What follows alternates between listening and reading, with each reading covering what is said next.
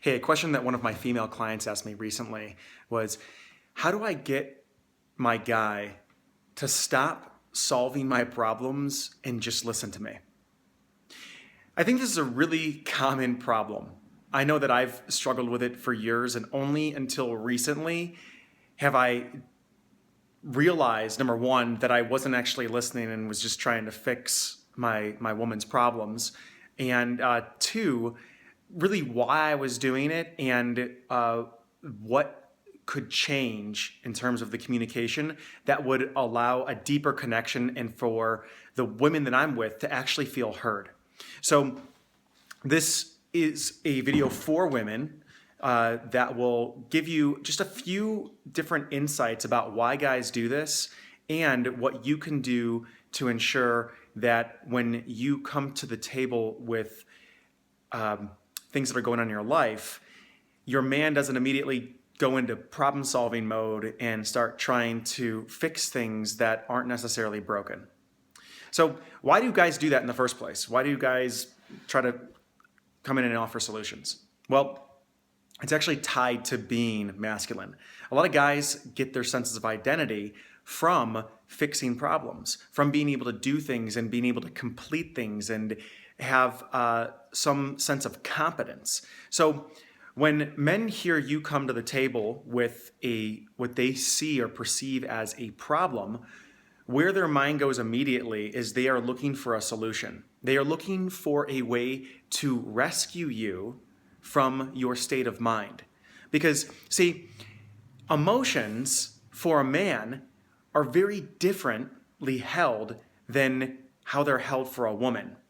In a woman's mind, emotions are something that are rich and to be experienced and bathed in, whether they're good or bad, and to be felt and to be expressed and to be processed and communicated. But see, for a guy, emotions are like quicksand.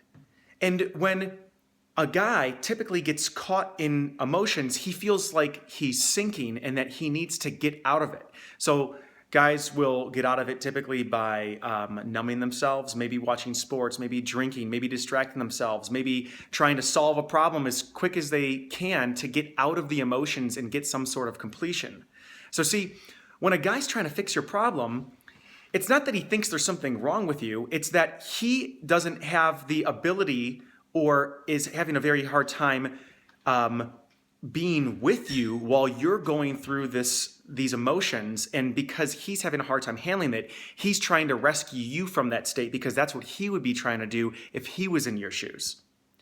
So now you can see that the guy trying to fix your problem isn't that he's not listening, it's that there's a sense sometimes of a low-grade anxiety or maybe panic that comes up that he's trying to solve. So what can you do to help your man become a better listener? Well, there's two things. One, you can communicate, and two, and I'll talk about these in a second, and the second one is you can be conscious of how you are positioning yourself when you are talking about and expressing the emotions in your life. So I'll talk about that one first. So how you're positioning yourself.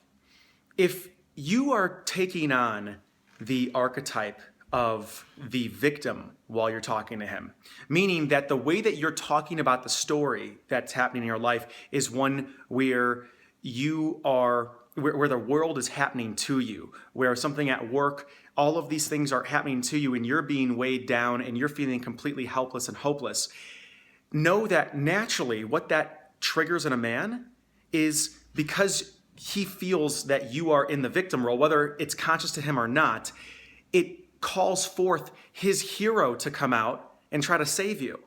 And his hero is immediately going to try to solve your problems. So the more you can be conscious of when you are stepping into the victim role, which is just another way of saying the world's happening to you and you're not feeling in control or not having power, know that that's going to trigger his hero, which is his problem-solving side, to come out. Now, the other way is, sometimes you're going to have problems and they are going to be happening to you and you're going to be in that mode and there's not much you're going to be able to do about it in the moment, and that's okay. So if you want him to listen, what you do is you pre-frame the conversation with him, which is you open up and you say something like, hey, look, I want to share something with you, and I want you to know that I've got it handled, and I'm not really looking for a solution. I just want to be able to express this and get outside of my head, and I just want somebody to listen. And what you do when you say that is you give him permission to kind of let go and relax and not see whatever you're bringing to the table as something that he needs to solve. So you've set the context for him to listen to you rather than try to fix the problem. So try those two things out with your partner, with any future man, or anybody that you're with right now, and let me know how it goes.